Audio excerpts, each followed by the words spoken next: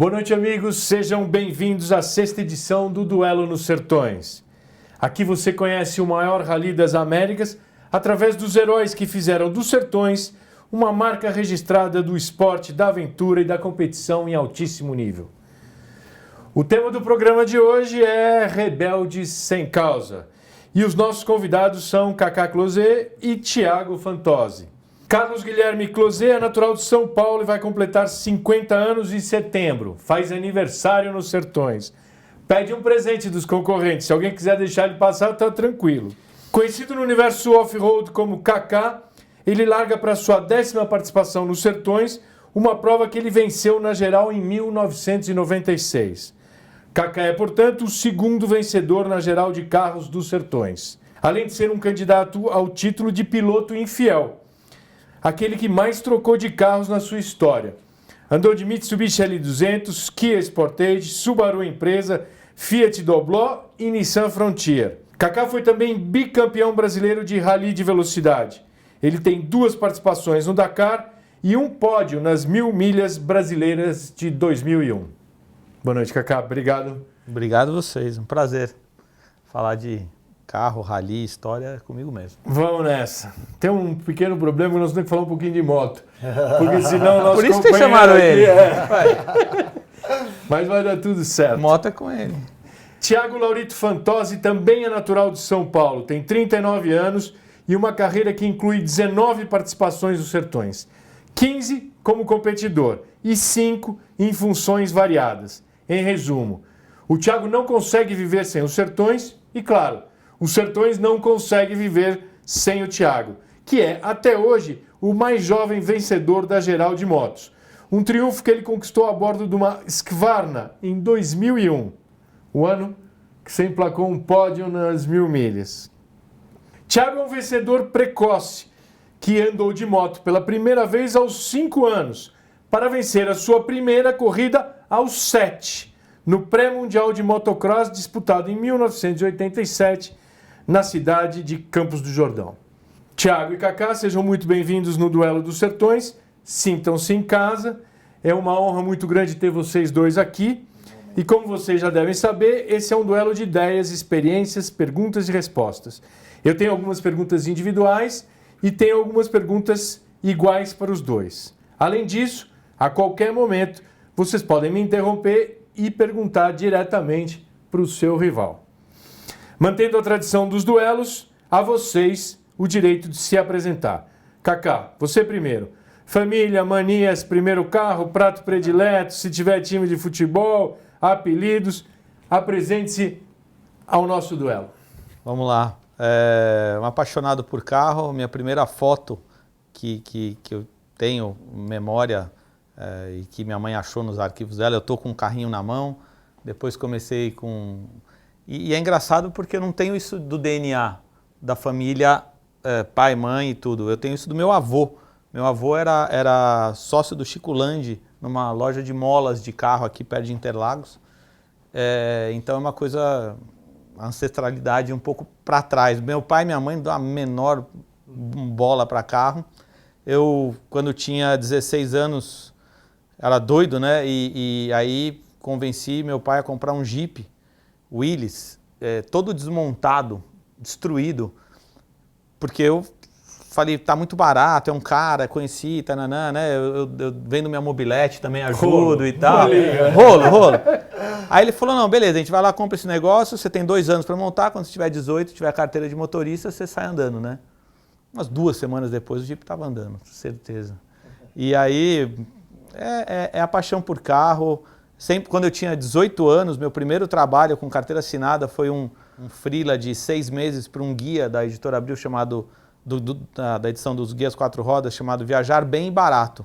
Então, eu era um moleque, adorava viajar, eles falavam, você faz aquela região que ninguém quer ir, norte e centro-oeste. Naquela época, as estradas eram terríveis ali naquela região. Continua até hoje. Não, melhorou muito. Melhorou. Muito. Fui de golzinho, alugado, ia lá e pesquisava camping. Em Bonito eu cheguei e não tinha nenhuma pousada aberta em Bonito naquela época. Fiquei numa casa de um sujeito, só tinha o camping municipal. E aí, aí veio o gosto de desbravar o Brasil e tudo mais, o rally. Com 18 anos vendi tudo que eu tinha, comprei um primeiro carro de rally e fui fazer o Rally Transandino em 87, se eu não me engano. Foi quando eu conheci alguns expoentes aí, como o Varela. A gente correu junto essa prova, o Jorge e outros, Costinha, um monte de gente. Esse rally saía de São Paulo, do Shopping Morumbi, até perto daqui, e ia até Las Lenhas, na Argentina. Nunca foi realizada uma segunda edição, e foi o meu debut assim, nos rallies. Terminamos em terceiro lugar, foi super legal, tinham 3 carros na categoria, foi super bom. O famoso é uma tática que ainda continua vigorando. Tá cheio de gente que pega categoria pequena. O famoso terceiro e último. Exatamente. Casado, solteiro, pai, filho? Tenho uma filha, Manuela, linda, apaixonada por carros, por rally, por minis bug, por tudo que anda. A gente tem uma afinidade super aí, tem 9 aninhos, mas é demais, assim. Fui casado, hoje sou solteiro. Tô namorando, tá ótimo, a vida tá linda, tá tudo bem. Maravilha. Bom, Tiaguinho, e você? Herdeiro de uma família de motoqueiros, de amantes do cross? Eu quis falar do DNA por causa disso, né? Porque no caso ali do lado de lá, tem um DNA fortíssimo ali.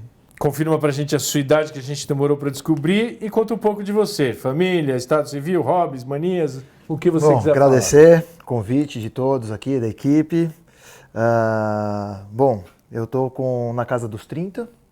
Na casa dos 30. Sou solteiro, namorando, não tenho filhos. Tenho 5 sobrinhos diretos, né?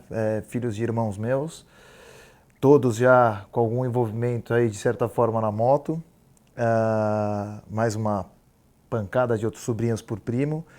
Mas sim, eu tenho um DNA que me puxou para essa história da moto. Eu realmente não me recordo as primeiras vezes que eu andei de moto. Com certeza não foi uma vontade própria, mas era aquela vontade, tipo, você vai comer, vai tomar banho, vai andar de moto, né? Vai escovar o dente.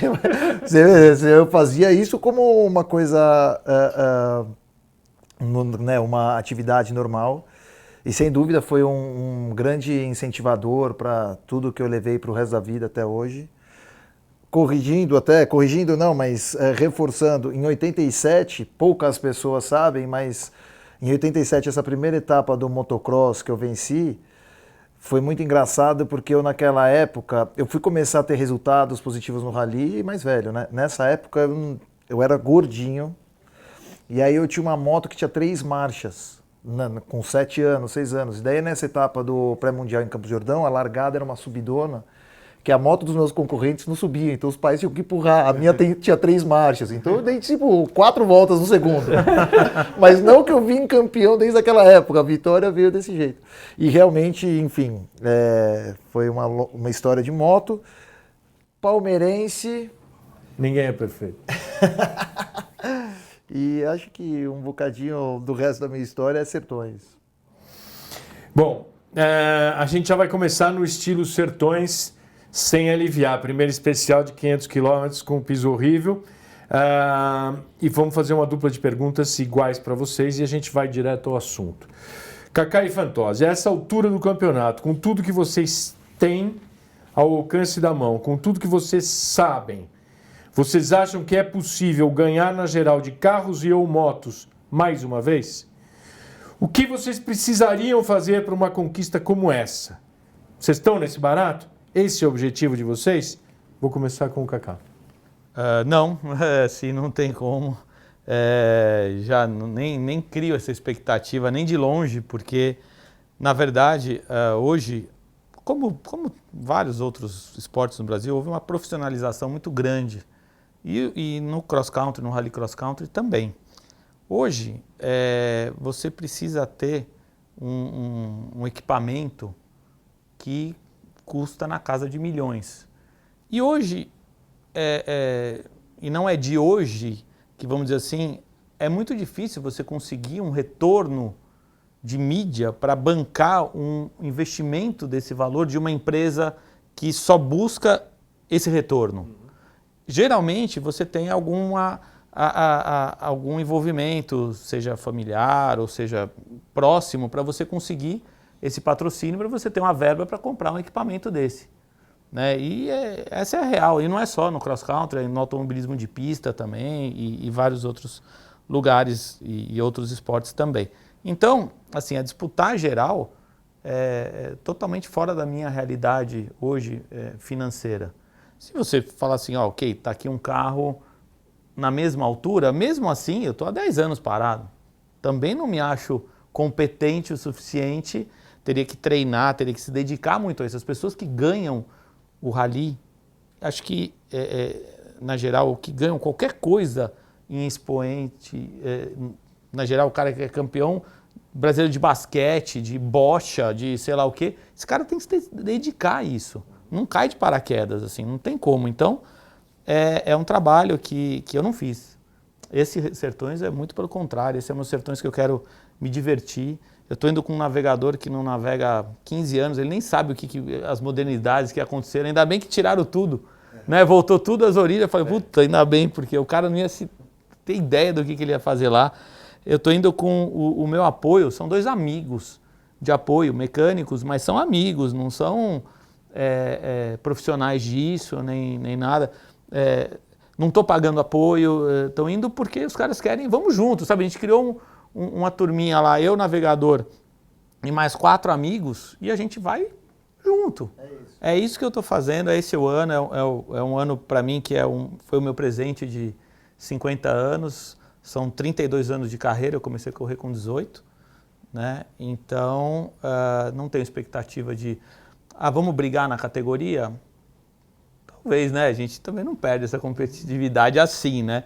Mas na categoria, ali dentro dos carros da Super Production, né? O meu carro é um carro original, é um carro que eu comprei já usado, estou fazendo uma revisãozinha nele, mas não estou indo com material. E posso falar, talvez seja o ano que eu esteja indo mais leve, mais feliz, mais sem compromisso, porque quando você é profissional, e a gente, né, lembro muito do Thiago correndo profissionalmente, ganhando a prova e tudo, você tem um peso nas costas do patrocinador, do retorno, você tem que dar entrevista, você tem que fazer isso, fazer aquilo, contratar assessoria de imprensa, da mídia, você tem um respaldo, as pessoas estão investindo em você, você tem que dar esse retorno. E esse ano, não, né? Esse ano eu tenho um parceiro que é a BF Goodrich, que eu tenho desde sempre, é minha patrocinadora em tudo que eu faço, então é uma relação que é profissional, eu sou profissional, eu vou tratar como profissional, eu estou indo lá para ganhar na minha categoria, mas eu não tenho esse peso das costas da gente ter que, putz, se não deu um resultado eu vou chorar, pular teve rally que eu perdia que eu queria pular do prédio, sabe, chorava na chegada porque cheguei em terceiro, sabe, umas besteiras assim que hoje em dia, nossa, mas faz parte. Hoje eu estou bem nessa vibe de sossego. Só precisamos arrumar um patrocínio ou da Offner ou da Copenhagen para comprar o bolo de aniversário. Esse precisa estar no capricho. Esse aí a gente providencia, tranquilo. Thiago, nas motos o panorama é mais ou menos o que o Kaká descreveu. Você me dá a impressão que tem aquela vontade ainda de pegar uma mais fortinha e pegar esses caras. Conta pra mim. Eu acho, Mário, que assim, até emendando no que o Kaká disse, é muito difícil quando você fica fora da competição, você entrar num nível competitivo, porque é o que ele disse, nesses últimos anos teve uma evolução muito grande. E o gap entre você estar zero para o nível competitivo que estão as equipes é muito grande. Então, claro que assim, partir do zero e falar, vou lá disputar, é muito dinheiro investido, né? É lógico que as equipes, as principais equipes, seja de carro ou de moto, eles vêm fazendo esse investimento ao longo dos anos. Então, você chegar numa data zero e falar, eu vou. Você tem que ter muito patrocinador e estar muito disposto a fazer isso. Esse ano, né, eu tive um acidente aí relativamente grave em 2011, fiquei ausente um tempo do rally e eu senti essa dificuldade quando eu quis voltar. Então, comecei a fazer o projeto para voltar a competir, para voltar competitivo, né? Não consegui. Então, esse ano eu estou indo numa pegada diferente, estou indo como uma geração de conteúdo. Depois eu posso explicar melhor isso, mas respondendo a sua pergunta, sim, acho que dá para brigar, sim, eu quero brigar, e é essa a minha expectativa no meu retorno esse ano. É eu fazer uma participação soft, me divertindo, assim como o Kaká, mas visando 2020, visando aí um ano de preparação, pegando um equipamento competitivo e, óbvio, treinando muito, porque é o que o Kaká falou, os favoritos, eles estão treinando todo dia, vivem disso, a grande maioria, no caso das motos, são pilotos oficiais de fábrica, eles vivem disso, trabalham com isso. Então, para eu brigar de igual para igual com eles, eu tenho que ralar bastante. E é o projeto 2020. Então, para avisar o Tunico e o Jean, para eles ficarem espertos o ano que vem. Tunico e Jean, fique esperto, 2020. Diria Gregório, diria toda a equipe Yamaha, todos os novos pilotos que estão chegando. A gente tem muito piloto novo esse ano chegando que ninguém espera, mas que são pilotos que eu tenho certeza que vão virar aí favoritos para 2020. Então, todos vocês, me aguardem em 2020. Bom, vocês têm uma experiência única. Vocês ganharam os Sertões na geral das máquinas que vocês gostam.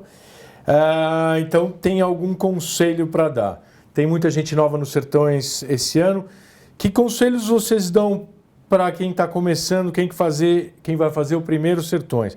Não precisa ser conselho só para ganhar, pode ser conselho para se divertir, para chegar mais longe, para passar um tempo melhor. Kaká primeiro.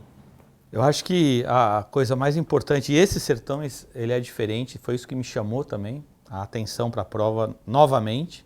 Nunca deixei de lado, sempre olhava, acompanhava, mas esses Sertões, eu acho que ele retoma um pouquinho a origem e as características originais de uma prova de rally cross country, que eu gosto, que é o desafio de você com a máquina, mas não só na velocidade pura. De repente, essa prova não vai ganhar o cara que tem o carro mais rápido, mas o cara que tiver uma cabeça melhor. São muitos dias de especial de 500 quilômetros, acho que pelo menos 4 dias, se eu não me engano, e os outros também são longos. E antigamente, ou de um período para cá, quando tinha uma especial de 500, era uma. Esse no primeiro dia a gente vai sair para um monte de quilômetros, no segundo já tem 500, já nem lembro mais, mas eu sei que é um monte de quilômetros. E várias de 500. E 500 é um número impactante, porque o sujeito que sai muito afoito, ele não chega. Ele não chega, 500 quilômetros não chega. Não chega porque se ele abusar do equipamento, o equipamento quebra da fadiga. Se ele abusar dele mesmo, como piloto, ele não aguenta, ele cansa, e você cansado começa a sucumbir aos deslizes da estrada, né? Ou seja, você já perde o reflexo na hora de corrigir um carro, na hora de sair de uma erosão. Então, se tivesse um conselho para dar, eu sei que é difícil, né? Trabalhar a cabeça. Eu acho que para você terminar essa prova, você vai ter que tirar um pouco o pé em todos os sentidos, assim, porque a prova é longa, é um dia a mais do que as pessoas estão acostumadas, isso faz uma diferença enorme. Os trechos que a gente vai passar não são fáceis, então se você achar que vai ganhar o rally no primeiro dia, não vai. E acho que não vai ganhar nem no segundo, nem no terceiro. Né? Depois você começa a entender e se adaptar ali, tem que puxar um pouquinho mais ou dá para aliviar um pouquinho, mas antes do Jalapão vai ser difícil você identificar quem vai ganhar o rally. Assim, é um chute no escuro, tanto dos ponteiros que estão indo para lá, mas ainda mais do pessoal que está começando. Acho que vai ser uma prova que, pelo grau de dificuldade dela, mantendo esse número de quilometragens especiais, deve ter bastante desistência, o pessoal não terminando o especial e seguindo para chegar. Tiago, uma parte do espírito desse tipo de competição como os Sertões, e como foi durante muitos anos o Dakar e tal, é o espírito de aventura. Eu não escolhi o título Os Rebeldes Sem Causa à toa. Pela descrição que vocês dois fizeram, o espaço para os Rebeldes Sem Causa está se reduzindo muito. Os Rebeldes Sem Causa estão virando gente da lista de animais em extinção. Porque ou você tem dinheiro, ou você tem apoio, ou você não consegue nada. Você concorda com isso? Não, eu acho que não, Mário. Eu acho que assim, entre os conselhos que eu daria para quem vai a primeira vez, é bem conselho de mãe. É aquele corre devagar, né? E se divirta. Eu acho que, acima de tudo, todo mundo que está lá, obviamente que existe muito profissionalismo, existe muita dedicação, né? Equipes muito grandes que têm um ano inteiro de dedicação em cima da competição, mas acima de tudo, lá somos todos muito amigos, está todo mundo lá nessa história de desbravar o Brasil, de turismo, e eu acredito assim que essa categoria do aventureiro, ela é muito legítima, ela existe, todo mundo começou assim. Esse ano, o ano passado, a organização criou muito sabiamente a categoria Selfie, que é para resgatar um pouco isso. É uma categoria que acredito que no curto prazo ela vai ter para carro também, porque ela tem que ser uma porta de entrada. A parte financeira não pode e não é uma entrave. Obviamente que quando você vai falar em termos de desempenho, você está falando ali, é o que o Kaká falou, é o campeão na geral. Também é muito pretensioso para quem está começando no rally falar, eu quero bater na geral. Amigo, então sente e vá. Agora, se você quer seguir aquele passo, um passo de cada vez, vai uma primeira vez, aventura, vai como o Kaká está indo, com amigos. Eu mesmo, a minha primeira participação no rally, eu não tinha equipe de apoio, não tinha nada, eu usava o pneu usado dos... Ninguém tinha, né? Naquela época ninguém tinha. Eu tinha uma curiosidade, assim, eu pegava o pneu usado dos gringos. Os gringos corriam durante o dia, à noite eu pegava o pneu deles e usava no dia seguinte. E não tinha equipe de apoio, era cada coisa uma mochila aqui, uma mochila ali. Chegava no Jalapão, cadê minha mochila com a roupa? Cadê minha mochila com carteira? Era... Mas isso, Thiago, acontece no Dakar. Assim, se a gente fala do Dakar, a gente só vê as notícias do carro que ganhou. Mas dos 400 competidores que estão lá, 380 estão indo para lá sem querer ganhar. Os europeus têm até uma... Eles não estão ali, eles sabem disso. Isso é a aventura da vida do cara. É a superação então pessoal, ele vai curtir, né, aquilo, ele vai viver aquilo. Ele às vezes se inscreve para um Dakar na vida dele inteira. Sabe aquela coisa? Fala, vou fazer isso, vou fazer um Dakar. Aí o cara vai lá e faz um Dakar. Às vezes aluga uma equipe, monta um esquema de moto, de carro, tem muito isso. E o Brasil, eu acho que tem esse mercado também, como o Thiago falou. Eu fiquei muito esperançoso de ter a categoria Selfie. Vai vir. Porque eu acho legal essa coisa de você fazer uma prova diferenciada. Você tem que pensar. Quando eu fiz o Dakar sem apoio, eu tinha que pensar. E tinha dia que eu chegava no apoio, faltava 2 horas para continuar, para largar para a saída. E aí eu falava, bom, eu tenho que comer, tenho que dormir e tenho que arrumar o carro. As 3 coisas não dá tempo. O que eu vou fazer hoje? Ah, não, então hoje eu não durmo, eu arrumo o carro e como alguma coisa. E assim a gente ia levando até o final. Então, eu sou fã desse espírito, sabe? Essa coisa de ter um acampamento, achei sensacional a ideia da Dunas esse ano de fazer um acampamento todo mundo lá no Jalapão. Acho, muito legal. Eu acho que é importante isso, Mário. A grande maioria da prova é assim.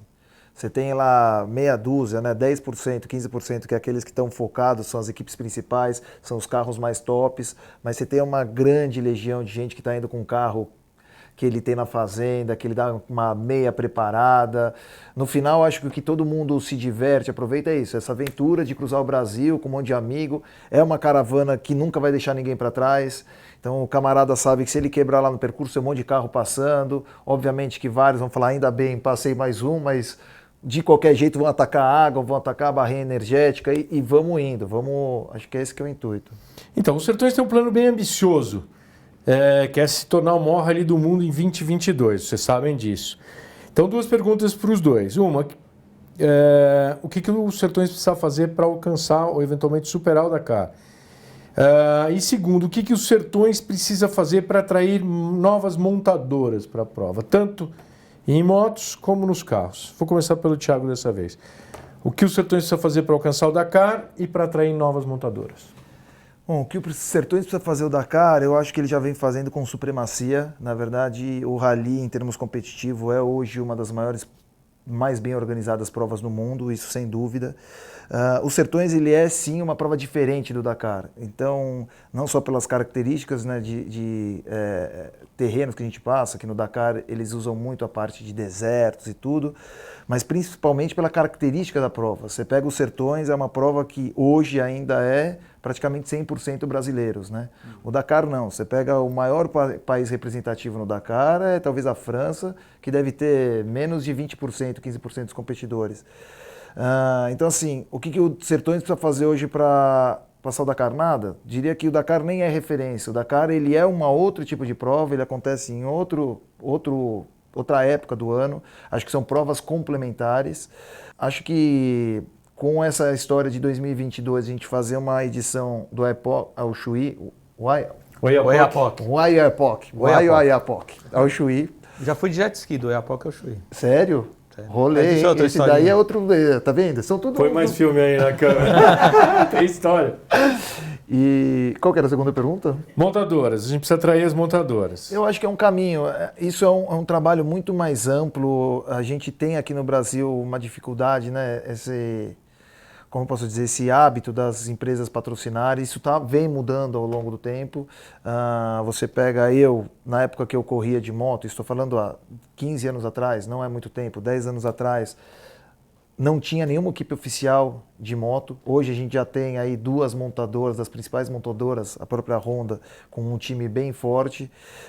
E claro, eu acho que na medida que a mídia vai dando mais abertura para o evento, eu acho que é uma bola de neve, isso vai trazendo... E, obviamente, assim, as montadoras têm que entender que isso é um excelente campo de testes, né? Quando isso entrar nesse círculo, acho que eles vão se envolver mais. Alguma coisa para acrescentar, Kaká? O carro, acho que diferente da moto, o Rally, no geral, vem perdendo a participação das montadoras. Tem vários aspectos aí, mas o principal é que não se está pensando a prova como as montadoras pensam.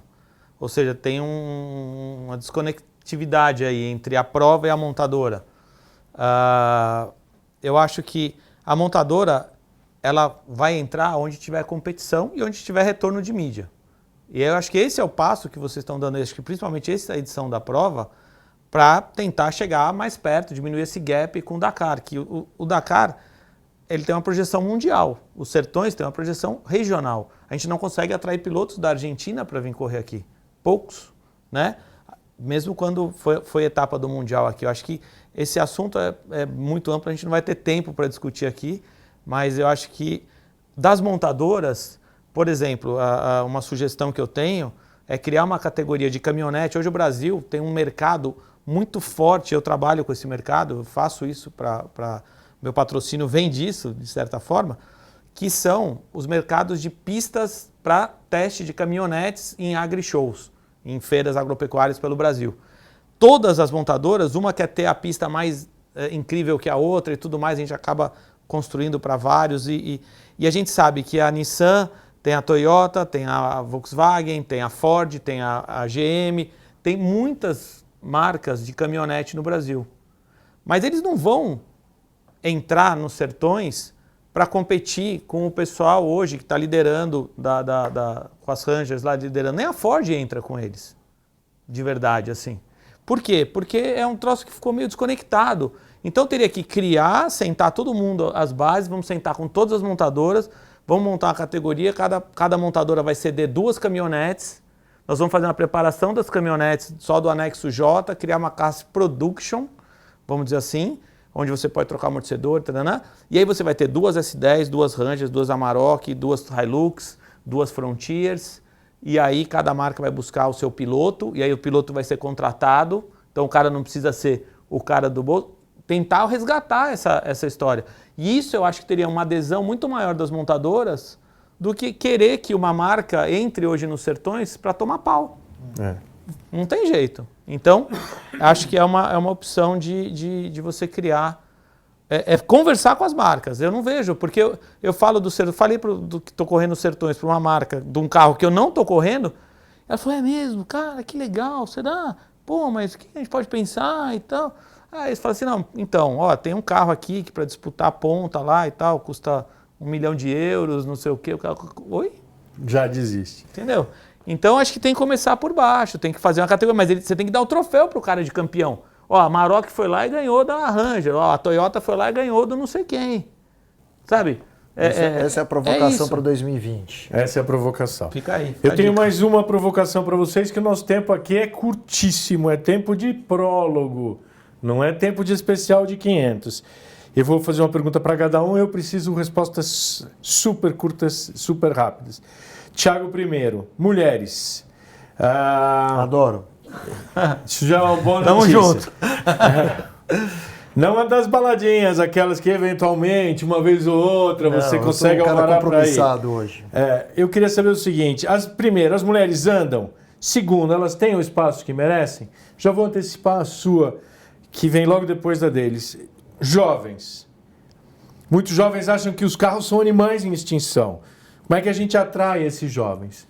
Sei que você está fazendo um trabalho em casa, por isso eu guardei essa pergunta para você. Thiago, as mulheres andam, elas têm o espaço que merecem nos sertões? Sim e sim. Acho que assim, basta as mulheres quererem entrar. A gente tem uma grande percursora aí da modalidade de motos, que foi a Moara. Durante anos só ela andou. E o que a gente percebe nos últimos anos é cada vez mais mulheres entrando. Então é questão delas se atacarem. O que a gente brinca que agora tem, falam do empoderamento, né? É as empoeiradas. A gente precisa de mais empoeiradas nos sertões, são muito bem-vindas, têm alto nível técnico, são muito competitivas e é realmente uma briga de igual para igual. Então, são muito bem-vindas. Obrigado, Thiago. Jovens, Kaká. Puxa vida. Era mais fácil ter visto. Vamos falar de mulher? Michele Mouton, tem umas mulheres que aceleram. Jutta Kleitmans. Exato. Muito, foi campeã da geral do Dakar, né? Fora as referências mundiais. Dos jovens, como que era mesmo? Os jovens acham que os carros são dos animais carros. de extinção. Então, Como é que você convence os caras aí? Tristíssima essa história, mas ela é real. Ela não é real no Brasil só, né? No mundo inteiro. Mas eu acho que sempre vai ter um nicho. Sempre vai ter o cara que gosta de gasolina, que gosta de carro. E num país onde a gente está falando de, 200 milhões de habitantes, vai ter gente por mais 50 anos de sertões que vão gostar de gasolina. Não tem um monte de gente que gosta de carro antigo, não tem um monte de gente que gosta de calhambeque. Outro dia eu fui visitar o Museu do Automobilismo Nacional em Passo Fundo. Faço votos para que todos vão, é incrível. E tem as carreteiras lá que em 1940... fazia trecho de 150 km de estrada com média de 198 por hora. Sempre tem os apaixonados que querem fazer isso hoje, que revivem isso. Então, assim, existe o carro, a mobilidade, né, tá mudando, a gente vê isso aí. Mas para os sertões, e aí talvez, voltando a uma pergunta anterior, é isso que vai chegar aos sertões a ficar mais perto do Dakar. O Dakar, o que é? É uma grande aventura. The Great Adventure, é assim que ele é vendido, né? Ou seja, o sujeito vai lá para uma vez na vida fazer aquilo ali que é demais, que é difícil, que não é fácil. E os sertões tem que ser assim. É a única forma dele se aproximar, entendeu? Tem que ser difícil. Quanto pior, melhor. E trazer os jovens para o mundo real, não sair do virtual e vir para o mundo real. Cara... Bom, a gente podia ficar aqui umas 2 horas, porque as histórias tem muitas. O que eu posso fazer é garantir que o Kaká e o Fantozzi vão receber esse convite de novo, vão voltar aqui no Duelo dos Sertões com muito mais tempo. Eu queria agradecer a presença dos dois, pela participação deles no duelo. Foi uma honra ter vocês aqui. É um prazer lembrar dessa paixão. Eu acho que o resumo, tanto do lado das mulheres quanto do lado dos jovens, das montadoras, é a paixão. A paixão pela aventura, a paixão pelos sertões, a paixão pelo Brasil. A gente agradece muito a audiência, lembrando que esse é um trabalho de equipe. A gente tem a produção da Meg Cotrim, a operação técnica da Ponto 25, o suporte do Pedro Perácio e do Fernando Lima. Isso aqui é Sertões. Sertões a gente faz junto. Semana que vem tem mais. Um grande abraço.